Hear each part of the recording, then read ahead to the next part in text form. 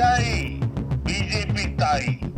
मैंने अभी social media में देखा, कुछ जगह पर कुछ लोगों ने बोर्ड लगाया है, गो बैक मोदी। अच्छा होता बंगाल की हर गली में, हर खंबे पर यह लिखा जाता कि गो बैक घुसपैठी। लेफ्टिस्टों ने 30 साल तक त्रिपुरा को बर्बाद कर दिया था। गंगा जी बिहार से बहते हुए ही बंगाल तक पहुंचती है।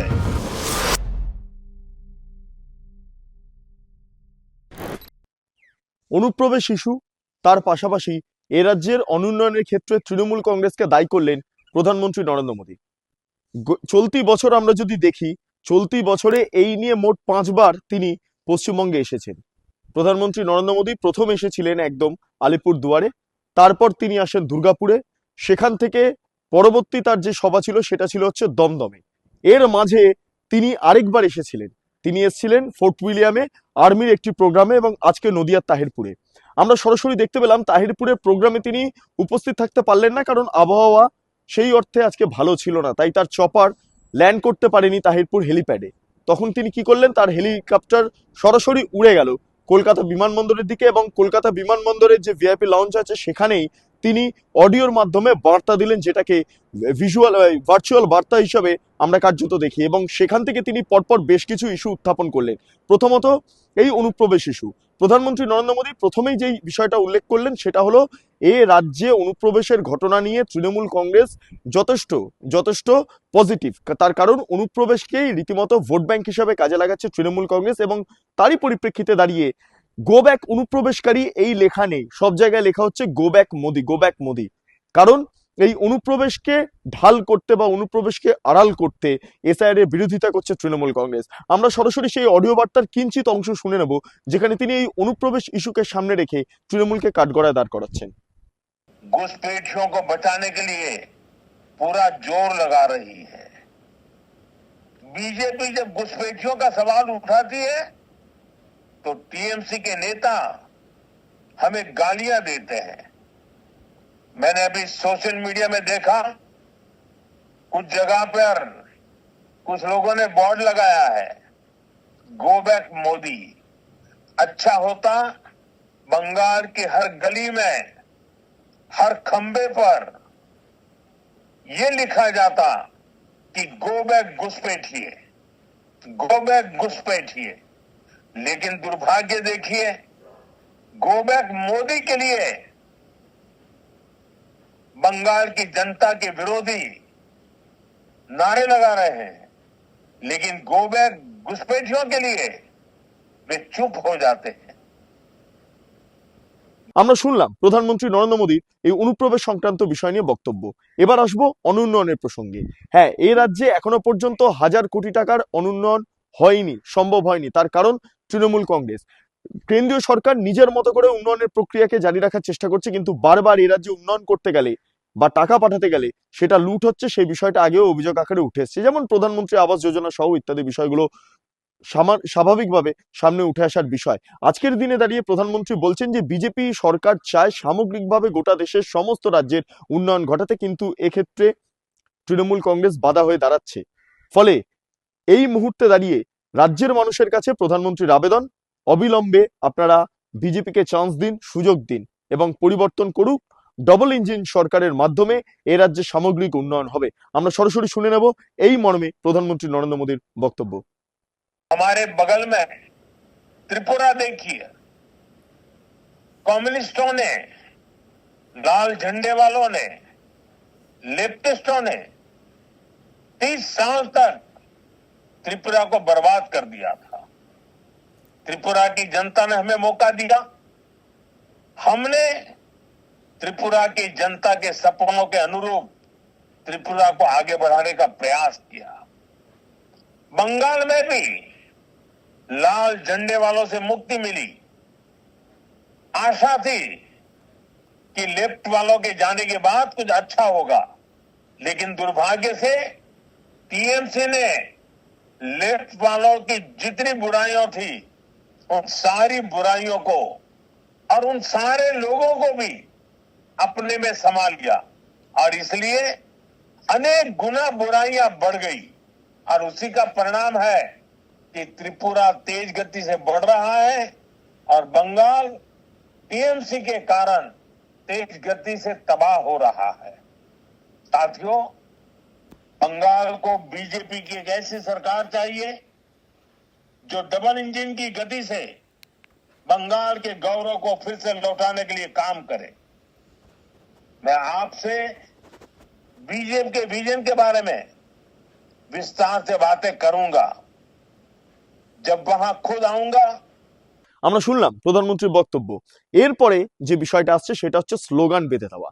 হ্যাঁ, দীর্ঘদিন ধরে একটা বিষয় উঠে আসছে যে বিজেপি কোন রুট ম্যাপের দিকে এগোবে। প্রধানমন্ত্রী প্রথমেই বলছেন বিজেপি উন্নয়নের পথকে বেছে রেখে বা সামনে রেখে এই সামগ্রিকভাবে যে নির্বাচনী প্রক্রিয়া সেইটাকে ব্লুপ্রিন্ট হিসাবে বা রুট ম্যাপ হিসাবে কাজে লাগাচ্ছে।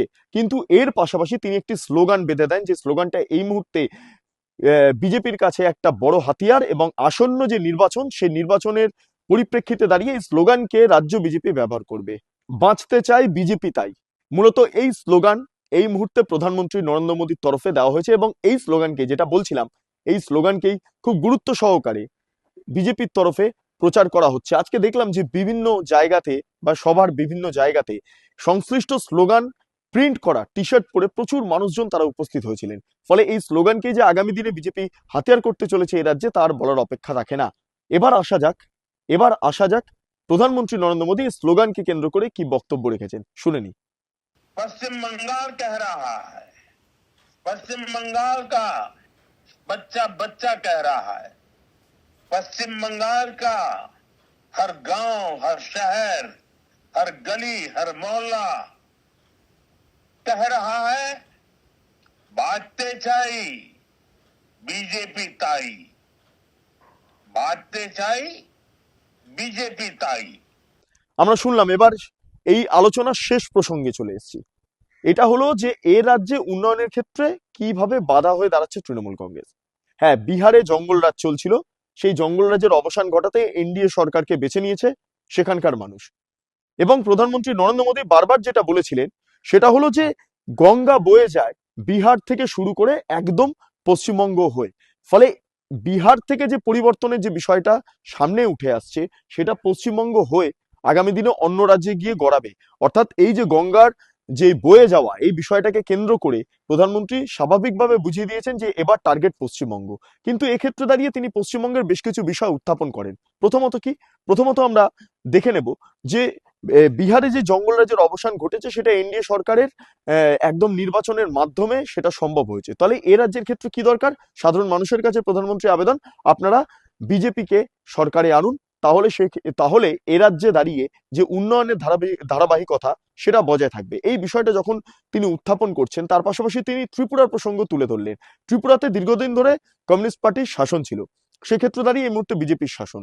বলা হচ্ছে যে কমিউনিস্ট পার্টির অবসানের পর দেখা যাচ্ছে বিজেপি ত্রিপুরার উন্নয়নের ক্ষেত্রে বিরাট বড় ভূমিকা পালন করছে। কিন্তু এ রাজ্যে 34 বছর বাম শাসন অর্থাৎ কমিউনিস্ট শাসন ছিল, তারপর কমিউনিস্টদের যে ভুলটা সেই ভুলটাই কার্যত এই মুহূর্তে বাস্তবায়িত করছে আবার তৃণমূল কংগ্রেস। অর্থাৎ কমিউনিজমের যে ভুলটা ছিল সেই ভুলটাই তৃণমূল কংগ্রেস আবার পুনরায় আবার ফিরিয়ে আনছে। ফলে এই মুহূর্তে দাঁড়িয়ে সেই ভুল যাতে আবার নতুন করে দানা না বাঁধে তার জন্য বিজেপি সরকারের প্রয়োজন রয়েছে, সেই বার্তাটাই এই মুহূর্তে তুলে দিলেন।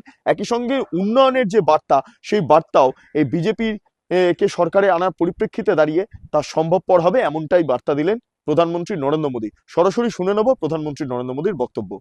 बिहार ने विकास के लिए फिर से एनडीए सरकार को प्रचंड जनादेश दिया है।